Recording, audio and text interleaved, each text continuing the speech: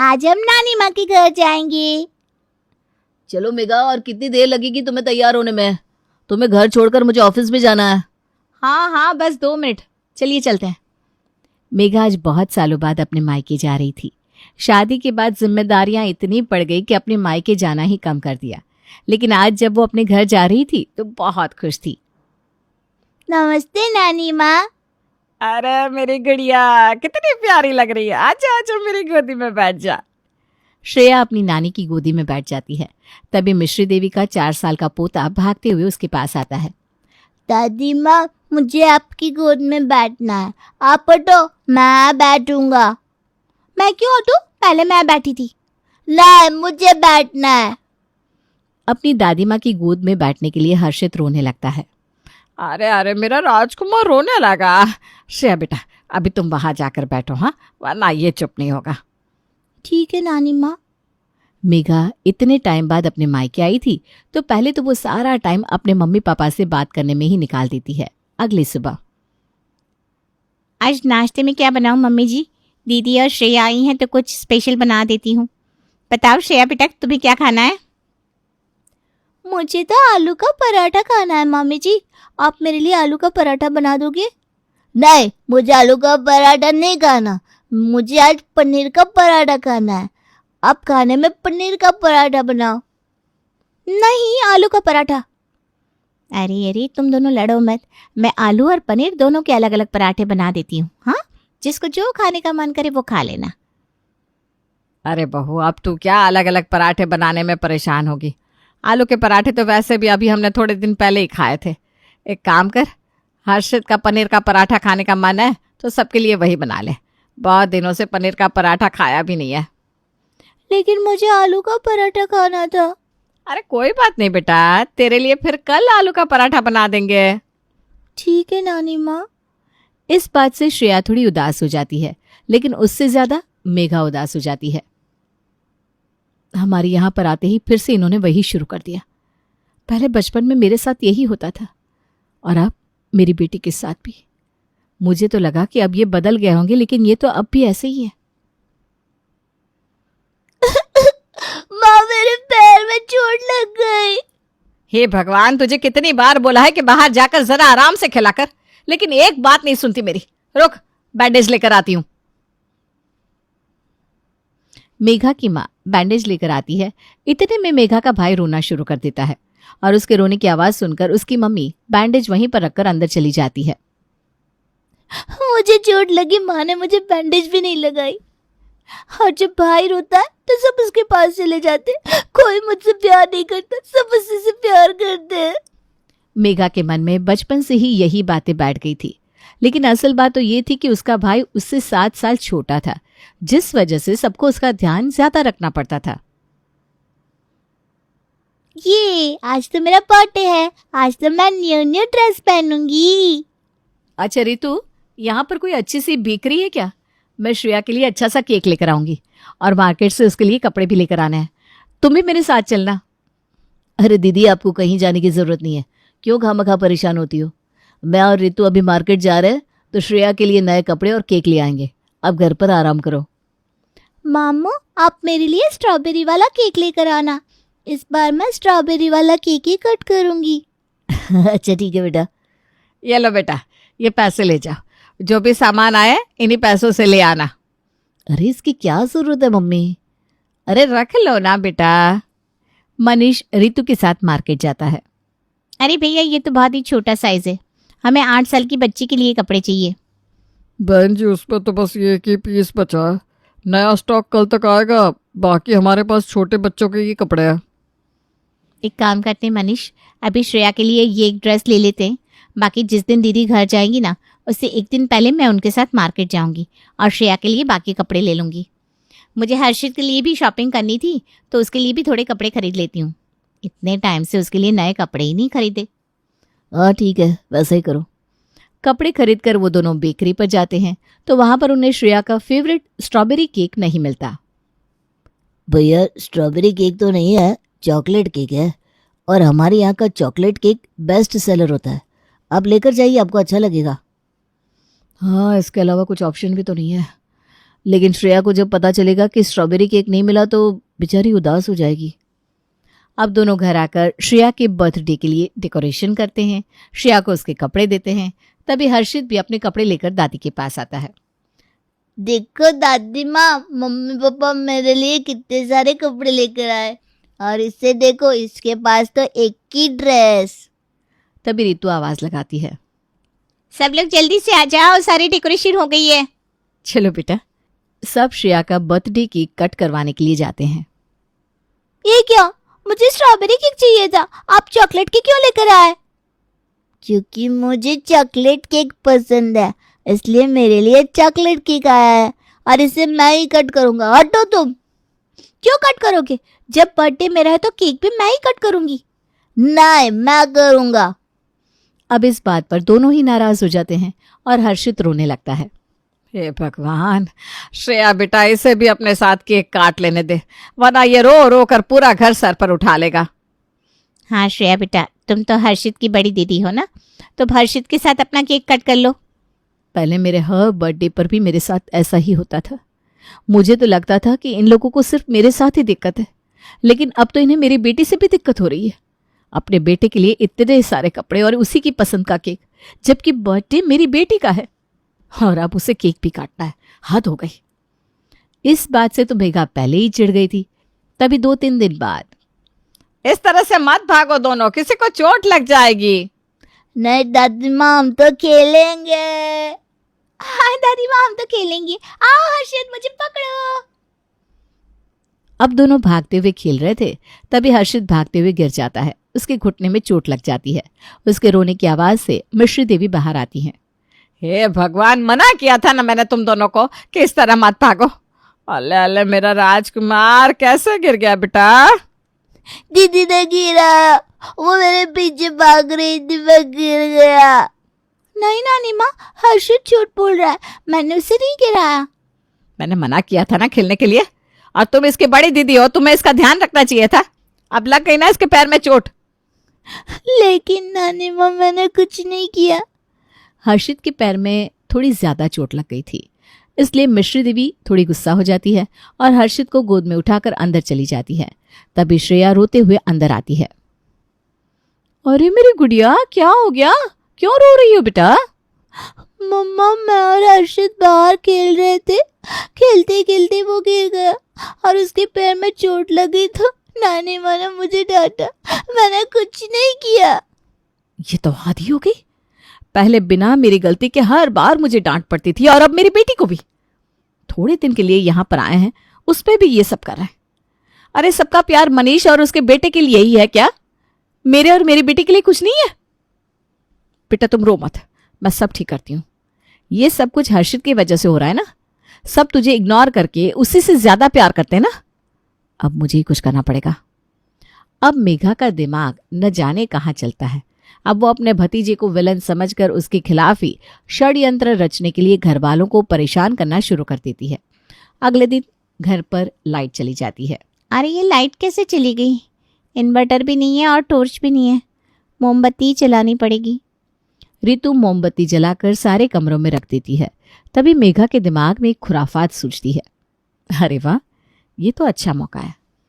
मैं इस मोमबत्ती से रितु के सारे नए कपड़े जला दूंगी और बोल दूंगी कि सब कुछ हर्षित ने किया है। जब उसे डांट पड़ेगी तब मजा आएगा। मेघा चुपके से रितु के कमरे में जाती है। रितु ने कमरे की चेयर पर सारे नए कपड़े रखे हुए थे। मेघा मोमबत्ती उन कपड़ों पर रख देती है और कपड़े आग पकड़ लेते हैं। तभी हर्षित खेलता हुआ वहां पर आता है। आग आग, मम्मा आग। हर्षित जल्दी से जाकर अपनी मम्मी को सब बताता है, तो रितु जल्दी से वहां पर बाल्टी भरकर पानी डाल देती है। पूरे घर में धुआं धुआं फैल जाता है। सभी वहां पर आते हैं। अरे क्या हो गया बहू, पूरे घर में ये धुआं धुआं कैसे हो गया? मम्मी जी बहुत बड़ी मुश्किल से बच गए। पता नहीं मोमबत्ती कैसे कपड़ों पर गिर गई और कपड़ों ने आग पकड़ ली। क्या? कहीं हर्षित ने ही तो ऐसे ही शरारत नहीं की ना? अभी वो थोड़ी देर पहले कमरे में गया था। नहीं, मैंने कुछ नहीं किया। हाँ दीदी, मोमबत्ती तो बहुत ऊपर रखी थी, हर्षित का हाथ वहां तक जा नहीं सकता। और मुझे हर्षित नहीं बताया कि अंदर आग लग गई है। अगर उसने बताया नहीं होता तो पता नहीं आज घर में कितना बड़ा हादसा हो जाता। ये क्या हो गया? मेरा तो पूरा का पूरा प्लान ही फ्लॉप हो गया। मुझे तो लगा इसे सबसे डांट पड़ेगी और मैं श्रेया को सबके पास भेजकर ये कहलाऊंगी कि अंदर आग लगी है, लेकिन इससे पहले इसने सारा प्लान खराब कर दिया। अब मेघा का पहला प्लान तो फ्लॉप हो जाता है तो वो दूसरे प्लान की तैयारी करनी शुरू कर देती है। ये बहुत देर से यहाँ पर पानी का ग्लास लेकर घूम रहा है। एक काम करती हूँ, यहाँ पर पानी गिरा देती हूँ। मनीष आने वाला है, यहाँ पर फिसल कर गिरेगा तो अच्छी डांट पड़ेगी हर्षित को। मेघा जानबूझकर वहाँ पानी गिरा देती है। थोड़ी देर बाद मनीष ऑफिस से आता है और उसी पानी पर फिसल कर गिर जाता है। मेघा जल्दी से भागकर वहाँ आती है। अरे बाप रे, तुम कैसे गिर गए? पता नहीं दीदी, किसी ने पानी गिराया हुआ था यहाँ पर, आते ही मेरा पैर फिसल गया। अरे बाप रे, चलो तुम उठो। हर्षित ही यहाँ बहुत देर से पानी का ग्लास लेकर घूम रहा था। मैंने कई बार मना भी किया उसे, लेकिन बात ही नहीं सुन रहा था। ऊपर से कोई उसे थोड़ा बहुत डांटता भी नहीं है कि वो किसी की बात सुन ले। देखो, अब इस चक्कर में तुम्हें लग गई ना। मम्मा, मामू को क्या हुआ? मामू को चोट लग गई है बेटा, तुम मामी जी के पास जाओ और मामा जी के लिए हल्दी वाला दूध लेकर आओ। ठीक है मम्मा। श्रेया मनीष के लिए हल्दी वाला दूध लेकर आती है। तभी हर्षित भी खेलता हुआ वहां पर आता है। उसके हाथ में वही पानी का ग्लास था।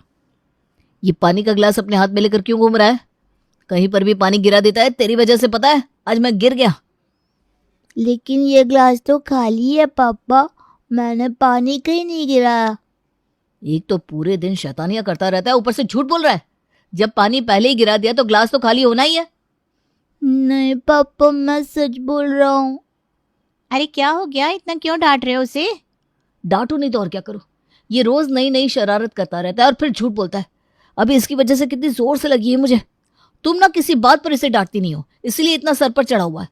मुझे तो लगता है इसी ने उस दिन तुम्हारे कपड़ों पर मोमबत्ती डाली थी और तुम इसे डांटो ना इसलिए झूठ बोलने लग गया। नहीं पापा, मामा जी आपके लिए हल्दी वाला दूध नानी माँ ने बना कर दिया है। अरे वाह मेरी प्यारी गुड़िया, कुछ सीख अपनी दीदी से। तुझसे बस 3 साल बड़ी है पर कितनी समझदार है। अरे आप भी ना, क्या इसे समझा रहे हो? ये अभी सिर्फ 4 साल का है। चल तू मेरे साथ अंदर, पढ़ाती हूँ तुझे। दिन भर बस शरारत करता रहता है। और आज इसीलिए इसे चॉकलेट भी नहीं मिलेगी, आज सिर्फ श्रेया को चॉकलेट्स मिलेगी। अब हर्षित को डांट पड़वा कर मेघा को तो बहुत सुकून मिलता है। मनीष श्रेया के लिए बड़ी बड़ी चॉकलेट्स लेकर आता है। मेघा के मन में ये हो जाता है कि सब सिर्फ उसकी बेटी से ही प्यार करें, उसके भतीजे से कोई प्यार ना करे। देखा बेटा, आज मामा जी ने तुम्हारी कितनी तारीफ की। सब लोग सिर्फ हर्षित की वजह से तुमसे प्यार नहीं करते। आज हर्षित को डांट पड़ी तो मामा जी ने तुम्हें कितना प्यार किया, तुम्हारे लिए चॉकलेट्स लेकर आए। अगर हर्षित नहीं होता तो सब लोग तुमसे ही प्यार करते। हाँ मम्मा, आप ठीक कह रही हो, हर्षित की वजह से मुझे कोई प्यार नहीं करता। धीरे धीरे हर रोज मेघा श्रेया के सामने यही सब बातें करती रहती, जिसका असर श्रेया के दिमाग पर पड़ गया। तभी 1-2 दिन बाद, चलो हर्षित, हम दोनों हाइड एंड सीक खेलते हैं, बहुत मजा आएगा। हाँ दीदी, चलो खेलते हैं। श्रेया हर्षित के साथ हाइड एंड सीक खेलने के बहाने उसे घर के गैरेज में ले जाती है, जहां पर मनीष की पुरानी गाड़ी खड़ी थी। अच्छा हर्षित, मैं पड़ोस वाली ज्योति दीदी और राहुल को भी बुला कर लाती हूँ, तब तक तुम इस गाड़ी में छुप जाओ, वो तुम्हें ढूंढ नहीं पाएंगे। श्रेया हर्षित को गाड़ी के अंदर छुपा देती है। वो गाड़ी खराब थी और उसका दरवाजा सिर्फ बाहर से ही खुल सकता था। मैंने टीवी में देखा था, गाड़ी में कोई भी हर्षित को नहीं ढूंढ पाएगा। जब हर्षित नहीं मिलेगा तो सब मुझे ही प्यार करेंगे। श्रेया हर्षित को वहां बंद करके घर के अंदर आ जाती है। शाम होती है और हर्षित घर में किसी को दिखाई नहीं देता। सब उसे ढूंढने लगते हैं। मैं बहुत देर से हर्षित को ढूंढ रही हूँ, लेकिन पूरे घर में हर्षित कहीं भी नहीं है। श्रेया बेटा, तुमने हर्षित को कहीं देखा क्या? नहीं मामी, मैंने हर्षित को कहीं नहीं देखा। अरे यहीं कहीं पड़ोसियों के घर पर खेलने चला गया होगा। रुक, मैं देख कर आती हूँ। सब घर वाले हर्षित को हर जगह ढूंढते हैं, लेकिन वो कहीं नहीं मिलता। वो गाड़ी के अंदर से चिल्लाता रहता है, लेकिन गैरेज का दरवाजा भी बंद था और वैसे भी गाड़ी के बाहर उसकी आवाज नहीं आ रही थी। उसे ढूंढते ढूंढते रात हो जाती है। मनीष भी परेशान हो जाता है। कहाँ चला गया मेरा बेटा? अभी दिन में तो यहीं पर खेल रहा था। ये सब तुम्हारी वजह से हुआ है, थोड़ा सा भी ध्यान नहीं रख सकती उसका। यहीं पर खेल रहा था, कहाँ चला गया? सब घर वाले टेंशन में आ जाते हैं। तभी मनीष बाई चांस गैरेज में जाकर देखता है तो हर्षित गाड़ी के अंदर बेहोश पड़ा हुआ था। वो जल्दी से हर्षित को बाहर निकालता है और सब उसे अस्पताल लेकर जाते हैं। हॉस्पिटल मेघा के ससुराल के पास ही था, तो जब उसके पति को पता चलता है तो वो भी हॉस्पिटल आ जाता है। मुझे तो समझ में नहीं आ रहा कि आखिर हर्षित गाड़ी के अंदर कैसे बंद हो गया। उसे तो गाड़ी का दरवाजा भी खोलना नहीं आता। अरे श्रेया बेटा, तुम्हें क्या हुआ? क्यों रो रही हो? हर्षित बिल्कुल ठीक हो जाएगा, चिंता मत करो। पापा आई एम सॉरी, मैंने ही हर्षित को गाड़ी के अंदर बंद किया था। क्या? तुमने हर्षित को गाड़ी के अंदर बंद किया? लेकिन क्यों बेटा? तुम्हें पता है ना कितना डेंजरस हो सकता था। हर्षित तुम्हारा छोटा भाई है, अगर उसे कुछ हो जाता तो। हाँ बेटा, ऐसा क्यों किया तुमने? और तुमने किसी को बताया भी नहीं कि हर्षित वहां पर है? मम्मा आप ही तो कहती थी अगर हर्षित नहीं होता तो सब मुझसे प्यार करते, सब मुझसे प्यार करे, इसलिए मैंने ऐसा किया। क्या? ये सब श्रेया क्या बोल रही है मेघा? हाँ दीदी, ये सब आपने श्रेया को क्या सिखाया? हमने श्रेया को हमेशा अपनी बेटी की तरह रखा और आपने अपनी बेटी को ये शिक्षा दी। अरे वो तो छोटी बच्ची है, लेकिन अगर आज कुछ हर्षित को हो जाता तो क्या करती आप? आपकी इस सीख की वजह से न जाने हमारे बेटे को कुछ हो जाता तो। मेघा के पास अब बोलने के लिए कुछ भी नहीं था। इतनी बड़ी होने के बाद भी उसका बचपना नहीं गया, और उसकी बातों से उसकी बेटी के दिमाग पर जो असर पड़ा, उसका परिणाम देखकर आज वो सचमुच घबरा गई। जवाब दीजिए ना दीदी, क्यों किया आपने ऐसा? सतीश मेघा की तरफ देखकर कहता है, मैं अच्छी तरह से जानता हूं कि तुमने ऐसा क्यों किया। अपनी जलन अपनी बेटी के मन में भी डाल दी। बोलिए दीदी। माफ करना, मैं नहीं जानता कि इसने ऐसा क्यों किया, लेकिन इसकी तरफ से मैं आप सबसे माफ़ी मांगता हूँ। प्लीज़ हो सके तो हमें माफ़ कर दीजिएगा। चलो यहाँ से। सतीश भी मेघा की इस हरकत से बहुत शर्मिंदा था, इसलिए वो मेघा और श्रेया को उसी वक्त वहां से ले जाता है। लेकिन मेघा की जलन की वजह से जो हुआ, उसके बाद वो फिर कभी अपने मायके वालों से नजरें नहीं मिला पाती, और इस वजह से उसके मायके वालों के साथ उसका जो रिश्ता बिगड़ा, उसके लिए वो हमेशा के लिए पछताती रह जाती है। माँ, मेरे ऑफिस में काम करने वाली एक लड़की है राधिका, मैं उसे पसंद करता हूँ। अगर आप लोग इस रिश्ते के लिए हाँ कह दे तो मैं उससे शादी करना चाहता हूँ। अरे बेटा, हम तो तेरी खुशी में ही खुश है। तेरी खुशी से ज़्यादा हमें और क्या चाहिए। तो राधिका के मम्मी पापा को बोल के हमसे आकर मिले। कनिष्क जाकर राधिका को माँ की रजामंदी के बारे में बताता है, और उसी रविवार को राधिका अपने पेरेंट्स को कनिष्क के घर रिश्ते की बात करने के लिए भेज देती है। कनिष्क के पेरेंट्स से मिलने के बाद राधिका के मम्मी पापा अपने घर पहुंचते हैं। अरे बेटा, क्या देखकर पसंद किया तूने उस लड़के को? हमें तो कुछ समझ में नहीं आया। अरे कैसे एडजस्ट करेगी तू उस घर में जाकर? और सबसे बड़ी बात, उसके पेरेंट्स भी उसके साथ ही रहते हैं। सोच ले तू, सारी जिंदगी सास ससुर की सेवा करते करते बीत जाएगी तेरी। और मुझे ना कनिष्क वैसा लड़का लगता भी नहीं जो अपने माता पिता से अलग होकर तेरे साथ कभी अपनी अलग दुनिया बसा पाएगा। अरे मम्मी, आप क्यों टेंशन लेते हो? शादी से पहले ना सब लड़के अपने पेरेंट्स के साथ रहते हैं। एक बार शादी हो जाने दो, इसके बाद हमारी अपनी अलग दुनिया होगी जिसमें उसके पेरेंट्स के लिए कोई जगह नहीं होगी। और मुझे ना वैसे भी अपनी लाइफ में प्रॉब्लम्स नहीं चाहिए। मैं सुकून से अपनी ज़िंदगी जीना चाहती हूँ। बेटा एक बार सोच ले, कनिष्क चाहे जितना भी अच्छा लड़का हो, लेकिन फाइनेंशियली बहुत वीक है। ना तो उसके पेरेंट्स के पास कोई प्रॉपर्टी है, ना ही बिजनेस, ना ही लंबा चौड़ा बैंक बैलेंस। तू सोच समझ के इस लड़के से शादी करना। इस शादी से तुझे कुछ नहीं मिलने वाला। अरे मम्मी, कनिष्क तो है ना, वो तो मुझसे प्यार करता है, और जब खजाने की चाबी मेरे पास है तो खजाना मिलने में कौन सी देर लगने वाली है। सब मैनेज हो जाएगा। और वैसे भी ना आजकल के लड़के बहुत तेज़ और फॉरवर्ड होने लगे। कनिष्क जैसा सीधा साधा लड़का ढूंढ पाना वैसे भी आज की दुनिया में बहुत मुश्किल है। मेरे लिए तो यही ठीक है। आप बस शादी की तैयारी करो, बाकी तो जो होगा देखा जाएगा। जल्दी ही शादी करके राधिका कनिष्क के घर पहुंच जाती है। शादी तो राधिका ने कर ली थी, लेकिन उसके छोटे से 2 कमरे के मकान में गुजारा करना और सास ससुर के साथ रहना राधिका के लिए बहुत मुश्किल हो रहा था। अरे मम्मी, मेरा तो मूड ही खराब हो गया है। कनिष्क का घर तो शुरू होने से पहले ही खत्म हो जाता है। कोई प्राइवेसी नहीं है इस घर में। कमरे से बाहर निकलो तो सामने ही सास ससुर नजर आ जाते हैं। ऐसा लगता है 24 घंटे सीसीटीवी कैमरा लगाओ मेरे सिर पर। जोर से सांस भी ले लो ना तो वो भी सास को पता चल जाता है। शादी से पहले तुझे यही बात समझा रही थी ना मैं, तब तो तुझे बस कनिष्क कनिष्क नजर आ रहा था। तब माँ की बातें थोड़ी ना समझ में आ रही थी। अब भुगत। माँ, एक तो मैं आपको अपनी प्रॉब्लम बता रही हूँ, ऊपर से आप मुझे ही डांट रही हो। कोई सोल्यूशन तो बता दी नहीं हो।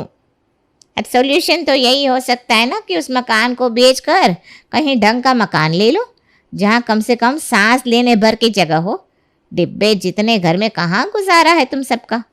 बल्कि मैं तो कहती हूँ तू कनिष्क से बात कर, तेरे सास ससुर तो यहाँ रह ही रहे, तुम दोनों कहीं और शिफ्ट हो जाओ।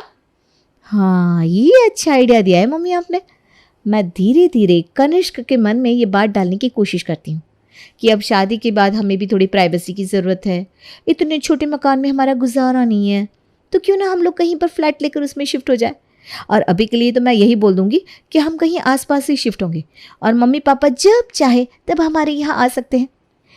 मेरे ऐसा कहने से कनिष्क भी कंफर्टेबल हो जाएगा और शायद मेरे साथ फ्लैट लेकर बाहर रहने को तैयार भी हो जाएगा। बस मम्मी और क्या चाहिए, मेरी तो लाइफ सेट हो जाएगी।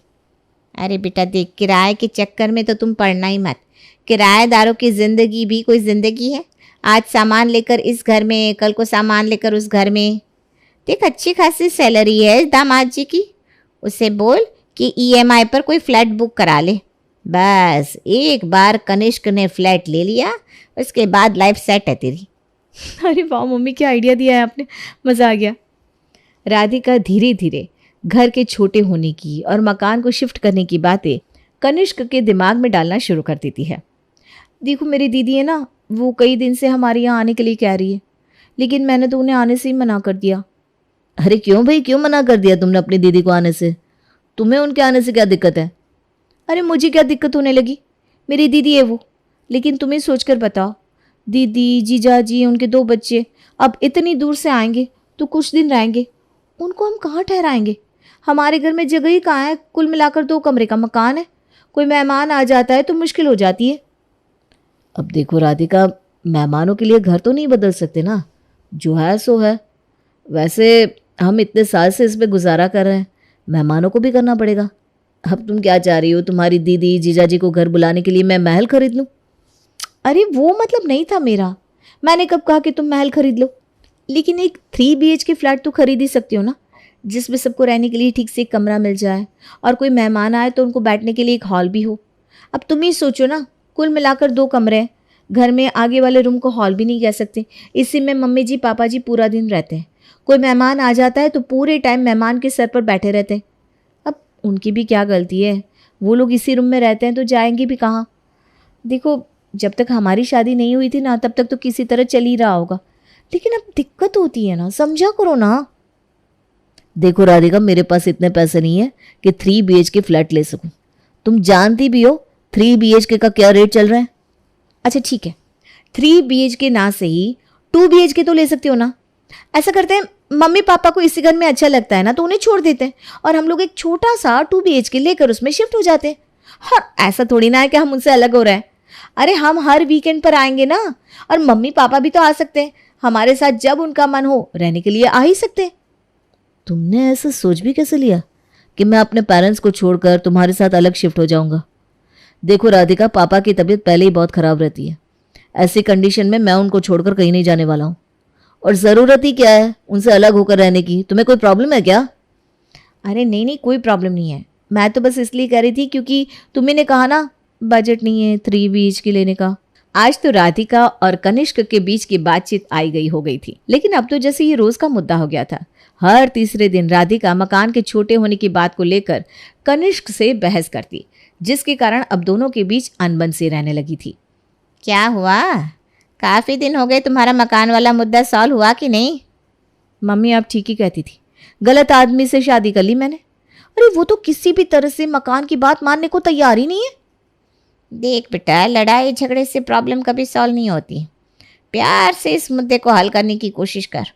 और वैसे भी कहते हैं, एक बार बच्चे हो जाते हैं ना, तो पति पत्नी के रिश्ते की डोर पहले से कई गुना ज़्यादा मजबूत हो जाती है और फिर आदमी अपने आप पत्नी की तरफ खींचा चला आता है। कुछ समझ रही है कि नहीं मैं क्या कहना चाह रही हूँ? हाँ माँ, सब समझ रही हूँ मैं। राधिका को माँ की दी सलाह बहुत अच्छी तरह समझ में आ गई थी, इसलिए अब वो बच्चे के बारे में प्लानिंग करने लगती है और जल्द ही राधिका अपने माँ बनने की खुशखबरी सुना देती है। जैसे ही राधिका की माँ बनने की खबर सामने आती है, परिवार में सभी की खुशी का ठिकाना नहीं रहता। राधिका की खातिरदारी करते करते जल्दी ही 9 महीने का समय बीत जाता है और राधिका एक बेटे को जन्म देती है। देखो कनिष्क, छोटे बच्चे के साथ पूरे परिवार और मम्मी पापा की देखभाल, इतना काम मुझसे अब नहीं हो पाएगा। और वैसे भी इस समय मुझे आराम की ज़रूरत है। मम्मी भी चाहती हैं कि कुछ समय मैं उनके पास आकर थोड़ा आराम करूं, इसलिए जब तक बच्चा बड़ा नहीं हो जाता मैं अपने मायके में ही रहूंगी। बेटे के जन्म के बाद राधिका अपने बच्चे को लेकर मायके चली जाती है और तकरीबन 2-3 साल का समय अपने मायके में ही गुजारती है। कनिष्क का बेटा अंश अब 3 साल का हो चुका था, इसलिए कनिष्क के कहने पर राधिका मायके से वापस अपने ससुराल में लौट आती है। अपने बेटे के साथ समय बिताकर कनिष्क बहुत खुश था। दादा दादी को भी मानो जीने का एक नया बहाना मिल गया था। परिवार में सभी लोग बहुत खुश थे। सिर्फ एक राधिका ही थी जिसके मन में अभी भी ये बात रह रह कर चुभ रही थी कि उसे अभी तक उसी छोटे से 2 कमरे के मकान में रहना पड़ रहा है। लेकिन राधिका ने इस बार अपना तरीका बदल लिया था। माँ जी, मुझे नहीं पता कनिष्क ने आपको बताया है कि नहीं, लेकिन मैंने कई बार कहा है उनसे, हम इस मकान को छोड़कर कहीं और चलते हैं। मुझे गलत मत समझिए, लेकिन मैं बस इतना कहना चाहती हूँ कि अब हमारा परिवार बड़ा हो गया है। अब हमारे बड़े परिवार के लिए एक छोटे से मकान में गुजारा कर पाना मुश्किल है। हाँ बेटा, बात तो तेरी सही है। अच्छा तू परेशान मत हो, मैं बात करती हूँ उससे, देखते हैं अगर कुछ हल निकल पाए तो। बेटा बहू ठीक ही तो कह रही है, अब परिवार बड़ा हो गया है, इस छोटे से मकान में सबका गुजारा कहाँ होता है। तो ऐसा कर बेटा, कोई बड़ा मकान देख ले। मकान देखने को तो मैं देख लूँ माँ, लेकिन इतना पैसा कहाँ है? मकान यूं ही आ जाता है क्या? अरे अपना ये वाला मकान बेच देंगे, जो पैसा मिलेगा उसमें कुछ पैसा और डालकर ले लेते हैं एक मकान। तुम आधे पैसों का लोन करा लेना, आधा तो इस मकान को बेचने से मिलेगा ही, मिला जुला कर हो जाएगा। माँ के कहने पर कनिष्क एक फ्लैट देखता है। माँ, एक बहुत बड़ी खुशखबरी है। कनिष्क ने एक 2 मंजिला मकान देखा है। जल्दी ही इस मकान को बेचकर हम लोग नए मकान में शिफ्ट हो जाएंगे। अरे बेटा, तेरे सास ससुर भी तुम्हारे साथ ही शिफ्ट हो रहे हैं क्या? और नहीं तो क्या, वो कहाँ जाएंगे? और जब ये वाला मकान बेचकर दूसरा फ्लैट खरीदेंगे तो वो लोग जाएंगे कहाँ? वैसे भी कनिष्क अपने माँ बाप को छोड़कर कहीं जाने वाला नहीं है। चल, तेरे सास ससुर को तो बाद में देख लेंगे, पहले तू ये बता कि मकान किसके नाम पर ले रहे हो? अरे माँ, ये तो सोचा ही नहीं। लोन कनिष्क के नाम पर हो रहा है तो उसी के नाम पर लेंगे शायद। अरे बड़ी बेवकूफ़ है तू। तुझे पहले ही पता है कि तेरा पति माँ के पल्लू से बंधा रहने वाला आदमी है। कल को अगर उसकी माँ ने कह दिया कि तुझे घर से बाहर निकाल दो तो कहाँ जाएगी तू अपने बच्चों को लेकर? समझदारी दिखा, और ये नया वाला मकान ना मीठी बनकर अपने नाम पर करवा ले। और वैसे भी सरकार औरतों के नाम पर रजिस्ट्री में छूट देती है। पैसे बचाने के लिए कनिष्क तैयार भी हो जाएगा। एक बार तू मालकिन बन जा, फिर देख कैसे कनिष्क की माँ तेरे आगे पीछे दुम हिलाती है। मैं तो कहती हूँ ज़रूरत ही क्या है इतनी भीड़ भाड़ में रहने की। निकाल बाहर कर सास ससुर को और अपने 2 मंजिला मकान में मज़े करना। माँ की बात मानकर राधिका नया मकान अपने नाम करवा लेती है। कुछ रुपए बचाने के लिए कनिष्क ने अपने माता पिता और अपने जीवन भर की पूंजी राधिका के हाथ में सौंप दी थी। जब से राधिका मकान की मालकिन बनी थी, धीरे धीरे उसके तेवर बदलने लगे थे। अरे माँ जी, क्या है ये? पूरा घर इतना गंदा पड़ा हुआ है, आपको दिखाई नहीं देता क्या? पूरा दिन खाली तो बैठी रहती हैं आप। थोड़ा हाथ पैर हिलाकर घर के कामों में मदद कराया कीजिए। और देखिए, ये मेरा घर है, मैं नहीं चाहती कि ये भी आपके उस पुराने घर की तरफ बिखरा हुआ नजर आए। अरे बेटा, नाराज क्यों हो रही है? तो चिंता मत कर, मैं भी कर दूंगी। शाम के समय। क्या बात है माँ, आजकल आप बहुत उदास नजर आती हो, कुछ बात हुई है क्या? अरे कुछ बात नहीं हुई है बेटा, बस वैसे ही। अरे ये क्या बताएंगी, मैं बताती हूँ ना। जरा सी घर के कामों में हेल्प क्या मांग ली मैंने, इन्होंने आज अंश को चांटा मार दिया। पहले भी कई बार देख चुकी हूँ, माँ जी अंश पर चीखती चिल्लाती रहती है। आप ही बताओ, आखिर कब तक बर्दाश्त करूंगी मैं ये सब? माँ, राधिका क्या बोल रही है? आपने अंश पर हाथ उठाया? अरे थक गई हूँ मैं बर्दाश्त करते करते, कितना बर्दाश्त करेगा कोई। पहले तो माँ जी बस मुझ पर ही चिल्लाती थी, लेकिन अब तो मेरे नन्हे से बच्चे पर भी। अरे बेटा, मैंने ऐसा कुछ भी नहीं किया, बहू झूठ बोल रही है। देखा, साबित कर दिया ना मुझे झूठा। मैं जानती थी आप लोग कभी मेरी बात पर यकीन नहीं करोगे। अरे शुक्र है भगवान का कि अब हम माँ जी के मकान में नहीं रहते, वरना ये तो आज धक्के देकर मुझे घर से ही निकाल देती। ये क्या बोले जा रही हो? कोई कहीं नहीं निकाल रहा है तुम्हें घर से। और मुझे घर से निकालोगे कैसे? भूलो मत, अब ये घर मेरे नाम पर है। चाहे जो हो जाए, मैं अपना घर छोड़कर नहीं जाने वाली। जाएगा वो जिसकी गलती है। राधिका ने बात का बतंगड़ बना दिया था। किसी तरह कनिष्क राधिका को शांत कराता है। मम्मी, आज तो मैंने माँ जी की इमेज पर बट्टा लगा दिया। कनिष्क की नज़र में बड़ी देवी बनती थी ना, अब आप देखो कैसे थोड़े ही दिन में बाहर करती हूँ मैं इनको। देख बेटा, सास से छुटकारा पाने के लिए ना थोड़ा ड्रामा तो तुझे करना ही पड़ेगा। कनिष्क के ऑफिस जाने के बाद, बड़ी बेशर्म है आप, इतनी बातें सुनाई मैंने आपको, उसके बाद भी टस से मस नहीं हुई। देखो, अपने बेटे की ज़िंदगी सुधारना चाहती हो ना, तो चुपचाप मेरे घर से निकल जाओ, वरना जहन्नुम बना दूंगी उसकी लाइफ। अरे बेटा, क्यों कर रही है तू ये सब? मैंने तो तुझे अपनी बेटी समझा था। पर राधिका सास को बहुत भला बुरा कहती है ताकि वो खुद ब खुद उसका घर छोड़कर अपने पति के साथ वहां से चली जाए। कुछ दिनों तक राधिका ऐसे ही अपनी सास को परेशान करती रहती है। वो सास से घर के सारे काम कराती और बदतमीजी से बात भी करती, और कनिष्क के घर लौटने पर रो रो कर उससे सास ससुर की शिकायतें करती, जिससे कनिष्क अपने ही माँ बाप के खिलाफ हो गया था। एक दिन कनिष्क घर लौटता है तो देखता है राधिका उसकी माँ से बदतमीजी कर रही है। अच्छा, तो ये है तुम्हारा सच? तुम तो कहती थी माँ तुम पर हुक्म चलाती है, टॉर्चर करती है, और जो तुम कर रही हो वो क्या है? बेटा कनिष्क, हम सोच रहे हैं कि हम दोनों ऊपर वाले कमरे में शिफ्ट हो जाते हैं। तुम दोनों आराम से रहो नीचे। क्यों घर में हमारे कारण कलेश करते हो? क्यों? उस स्टोर रूम में क्यों रहोगे आप लोग? मेरे माँ बाप मेरे साथ ही रहेंगे। लगता है आप लोग ऐसे नहीं मानोगे। राधिका पुलिस को फोन लगाती है, अपने कपड़े फाड़कर दीवार में अपना सर मार लेती है। राधिका के सर से खून बहने लगा था। उसके बाद वो अपने बेटे को थप्पड़ मारकर रुला देती है। कुछ देर बाद पुलिस आती है। इंस्पेक्टर साहब, बचा लीजिए मुझे और मेरे बच्चे को। मेरे सास ससुर और पति ने मिलकर मुझे मारा पीटा। इतना ही नहीं, मेरे 3 साल के बच्चे को भी पीटा। कहते हैं मुझे मेरे ही घर से बाहर निकाल देंगे। हाँ, आप देखिए, ये घर मेरे नाम पर है, तो मैं क्यों ये घर छोड़कर जाऊं? आप लोगों को शर्म नहीं आती? अपनी बहू के साथ मारपीट करते हैं। अभी थाने में चलकर 2-2 डंडे लगेंगे ना तो सारी हेकड़ी बाहर आ जाएगी। रहने दीजिए सर, हम बस इन लोगों को कहिए कि मुझसे दूर रहे। मैंने जेल नहीं भेजना चाहती। ऐसा है अंकल जी, आंटी जी और साहबजादे, तुम भी सुन लो। ये मकान मैडम के नाम पर है, मालिकाना हक तो इन्हीं का है, और तुम इन्हीं को घर से बाहर निकालने चले थे। अब इस मकान के पास 100 मीटर की रेंज में भी नजर आए ना तो ऐसे डंडे पड़ेंगे कि 7 पुश्ते याद आएगी।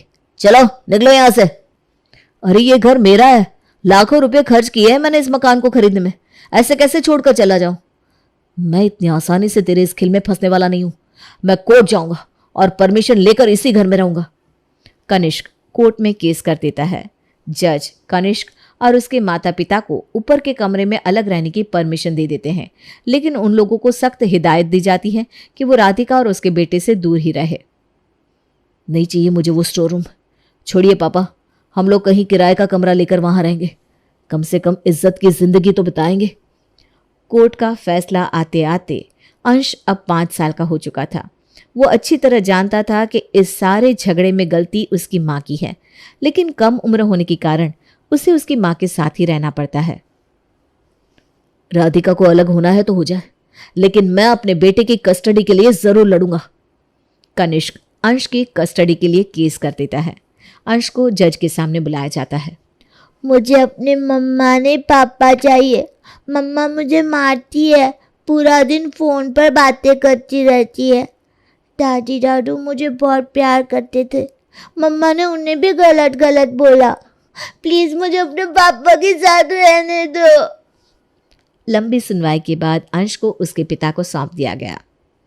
मम्मी, अंश को कनिष्क ले गया, अब मैं क्या करूं? इतना बड़ा घर खाने को दौड़ता है मुझे। आप आ जाओ ना कुछ दिन। अरे बेटा, तू तो अकेली है, लेकिन हमारी तो घर गृहस्थी है ना, सब देखना पड़ता है। ऐसे कैसे आकर तेरे पास बैठ जाऊं? अच्छा, तो मैं आ जाऊं कुछ दिन? अरे बेटा देख, तेरे भाई के लिए ना लड़की देख रहे हैं। अब तू आकर इधर रहेगी तो उसके रिश्ते में प्रॉब्लम होगी। कितना परेशान थी तू सबसे, सब चले गए ना, अब रह ना आराम से। माँ, मेरे कारण भाई का रिश्ता बिगड़ जाएगा क्या? अरे अब तलाक लेकर बैठने से पहले सोचना चाहिए था ना ये सब तुझे बेटा। लाइफ बड़ी लंबी होती है, कब तक भागेगी उससे? अब तो तुझे अकेले ही बितानी है अपनी लाइफ। माँ की बातें सुनकर राधिका को गहरा धक्का लगा। उसने महसूस किया कि मकान को हथियाने के चक्कर में उसने अपना सब कुछ खो दिया है। आज उसके पास अपना कहलाने को कोई नहीं था, बस था तो वो 2 मंजिला मकान जिसके सन्नाटे से अब उसे डर लग रहा था। सहारनपुर शहर में राजेश अपनी पत्नी शीतल और 3 बेटियां कविता, रीना और नंदनी के साथ रहता था। उसकी बड़ी बेटी कविता बहुत ही पारिवारिक और जिम्मेदार लड़की होती है और घर पर रहकर अपनी माँ का काम में हाथ भी बटाती है।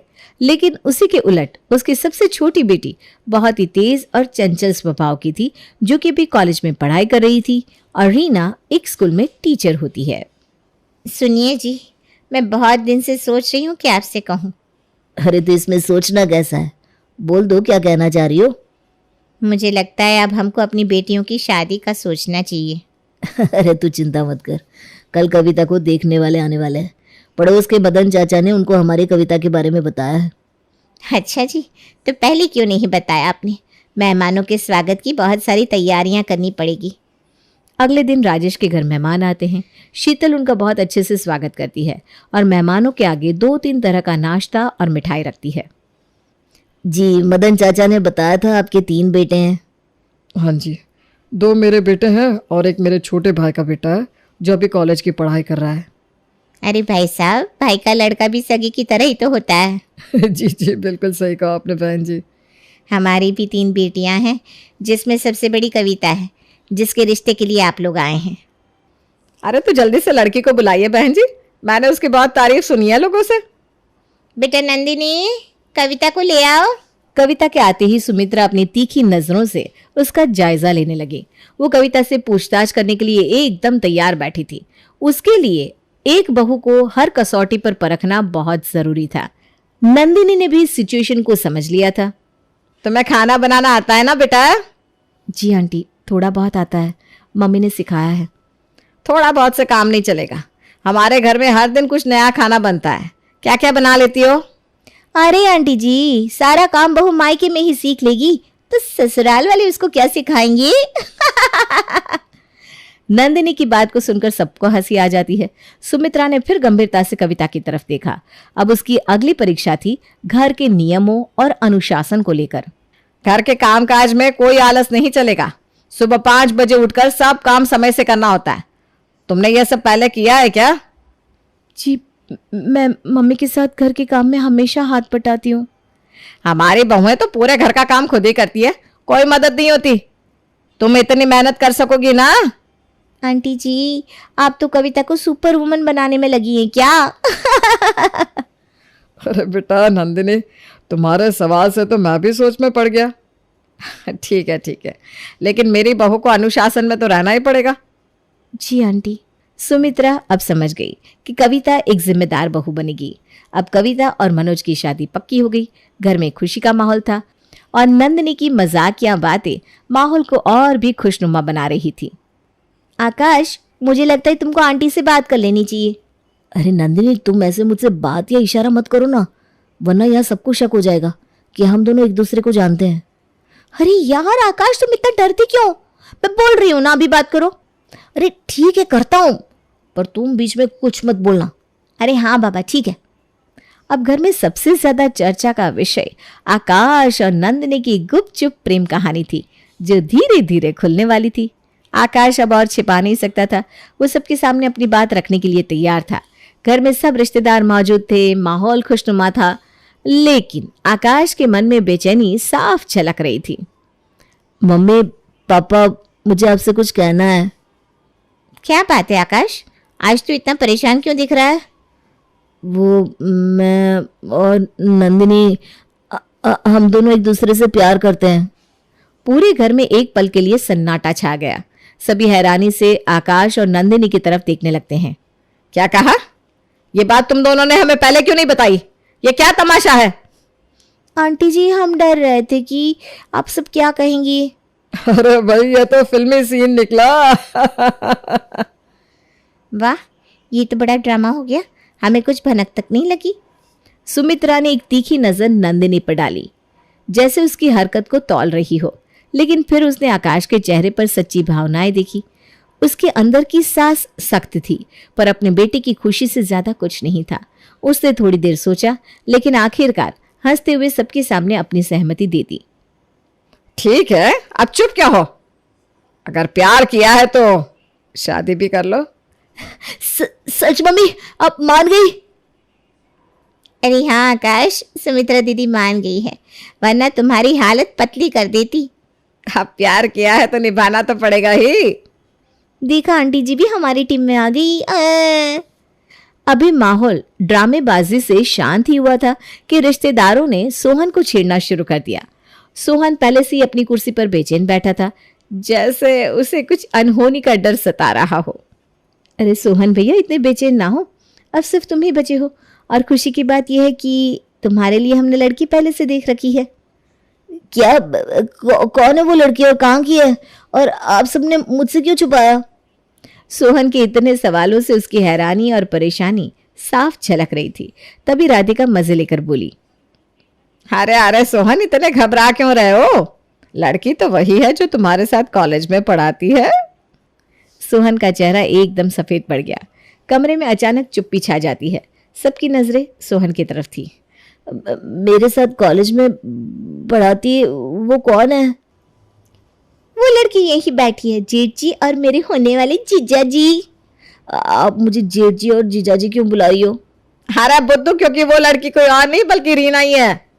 क्या? रीना? जी हाँ, मैं ही वो लड़की हूँ जिसे सबने आपकी दुल्हनिया बनने के लिए चुना है। रीना का ये अंदाज देखकर पूरा घर हंसी के ठहाकों से गूंज उठा।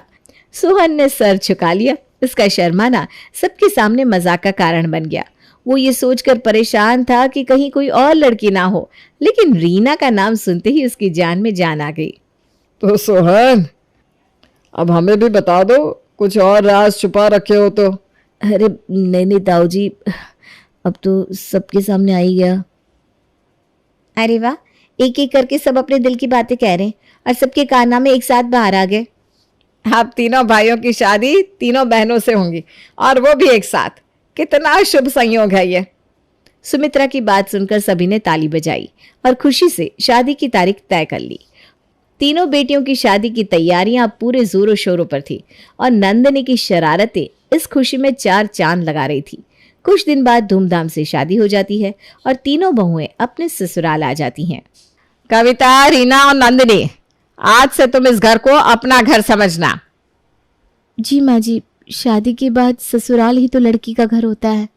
जी बिल्कुल मम्मी जी, आज से ये घर हमारे लिए मायके से बढ़कर है। जी आंटी जी, मैं इसको आज से अपना ही घर समझूंगी। सुनो नंदिनी, तुम अब इस घर की बहू हो, इसलिए अब हमको आंटी मत कहना। हाँ नंदिनी दीदी सही बोल रही है, तुम हमें माँ या मम्मी कह सकती हो। अब सुमित्रा और राधिका मिलकर तीनों बहुओं को अपने घर के रीति रिवाज, नियम और अनुशासन में कैसे रहना है ये सब समझा रही थी। लेकिन तभी नंदिनी को वहां खड़े खड़े आंख लग जाती है। देखो इस लड़की को, इसमें बिल्कुल भी शर्म नाम की चीज नहीं है। नंदिनी, नंदिनी। जी माँ जी, समझ गई। क्या समझ गई? जो आपने अभी बताया।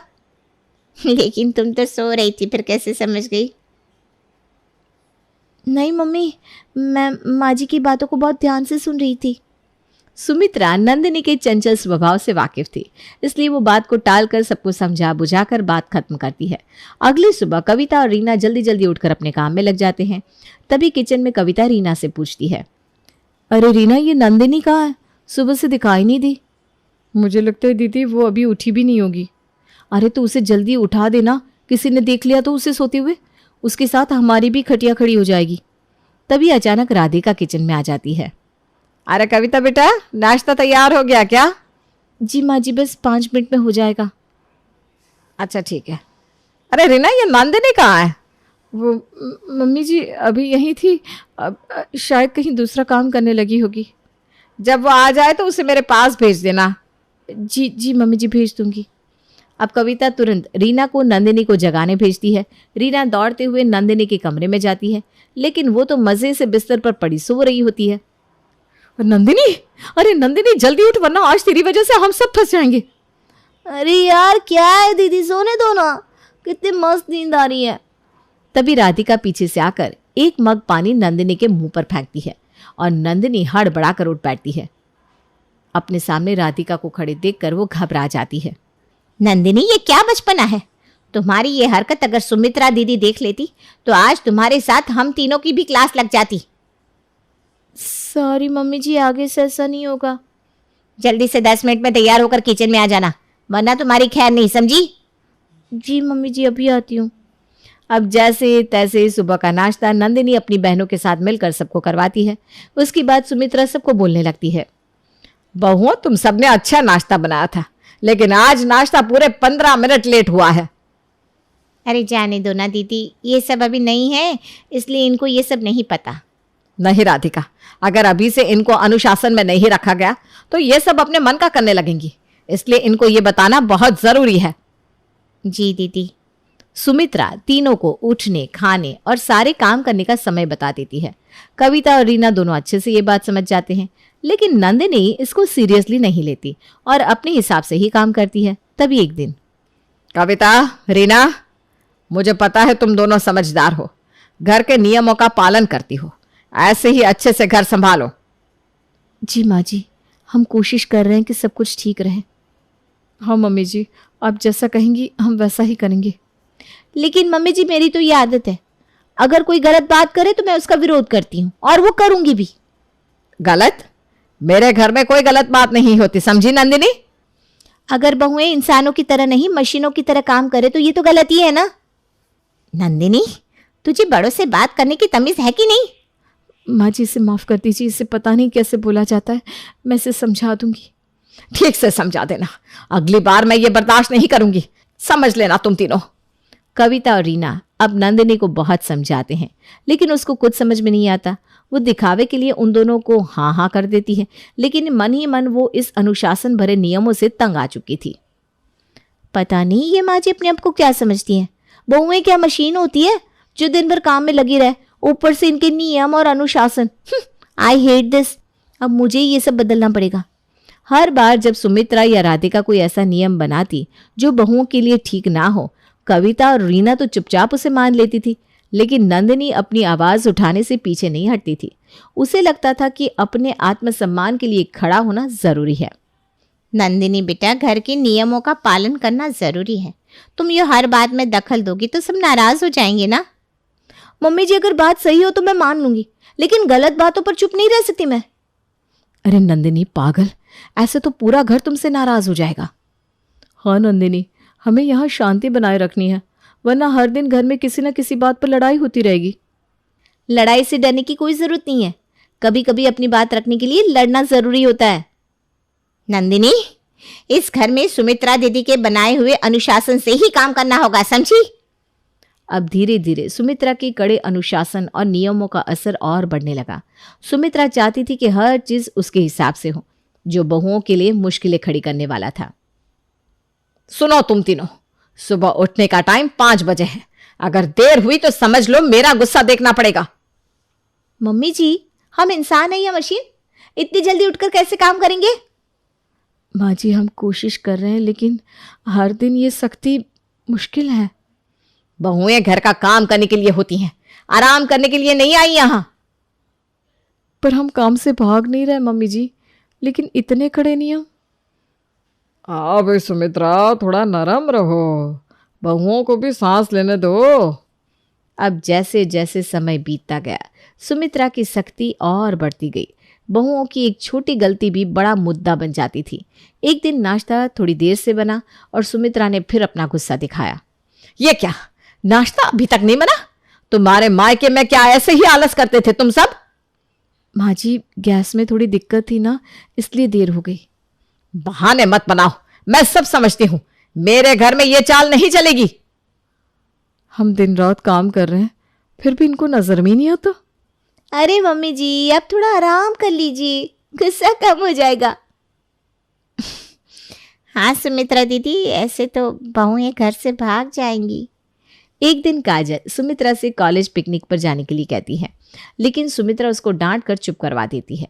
अब नंदिनी ये सब सुनकर मौके का फायदा उठाकर काजल को अपनी टीम में लेने का सोच लेती है। अरे क्या हुआ काजल, तुम रो क्यों रही हो? नंदिनी भाभी, मैं पिकनिक पर जाना चाहती थी पर मम्मी ने मना कर दिया। बोलती है ये सब फालतू काम ना करो, घर का काम सीखो। मम्मी जी को वैसा नहीं करना चाहिए था। बेटियां मायके में नहीं तो क्या ससुराल में पिकनिक पर जाएंगी? और हमारी हालत तो तुमने देखी है ना, बस सास का हुक्म मानते रहो। सच कहा भाभी, ससुराल में बहुएं बंधुआ मजदूर बना दी जाती है। हाँ काजल, हमारी कोई मदद भी नहीं करता कि मम्मी जी को समझाए कि ये घर है, जेल नहीं। इतने सख्त नियम क्यों आए भैया? पर भाभी अब तुम चिंता मत करो, मैं माँ से बात करूंगी, हम लोग मिलकर इन नियमों को बदल देंगे। ये हुई ना बात काजल। देखो, रोने से ना कुछ नहीं होता, अपने हक की लड़ाई लड़नी ही पड़ती है। एक दिन सुमित्रा सुबह सुबह नंदिनी को ताने मारने लगी, जिससे परेशान होकर नंदिनी ने काम करना छोड़ दिया तो सुमित्रा उस पर भड़क उठी। नंदिनी, ये क्या हरकत है, काम छोड़कर बैठ गई? हाँ मम्मी जी, छोड़ दिया। कोई इंसान इतने काम नहीं कर सकता जितना आप चाहती हो। नंदिनी सही कह रही है मम्मी जी, हर चीज में केवल अपनी ही चलाना सही नहीं है। मेरे घर में मेरी ही चलती है और हमेशा चलेगी। माँ जी, अगर आप अपनी बात हमें प्यार से समझाएंगे तो हम भी हर काम कर लेंगे, लेकिन चिल्लाने से काम गलत हो जाता है। दीदी थोड़ा सोच समझ कर चलो ना, बहुओं को दबाकर रखने से कुछ नहीं होगा। सुमित्रा की सख्ती से तंग आकर एक दिन काजल और नंदिनी ने आपस में बात की। उन्होंने मिलकर फैसला किया कि अब कैसे सुमित्रा का सामना करना है। नंदिनी, तुमने आज फिर मेरे बनाए नियम तोड़े, मैं अब तुमको नहीं छोड़ूंगी। माँ, तुम क्या नियम करती हो? नियम जेल में होते हैं, घर में कैसे नियम? मम्मी जी, मैं आपकी हर बात मानती हूँ, बल्कि घर में सब आपकी बात मानते हैं, लेकिन तब भी आप सबको अपनी उंगलियों पर नचाना चाहती हैं। ये तो बहुत गलत बात है। हाँ दीदी, ऐसे तो घर में बहुएं हमारे खिलाफ हो जाएंगी। सुमित्रा, बहुएं सही कह रही है, इतने कड़े नियमों की जरूरत तो जेल में होती है। मुझे लगता है तुम्हें इसमें सुधार करना चाहिए। सबका ऐसे एक साथ सुमित्रा के नियमों पर बोलना उसको बिल्कुल शांत कर देता है।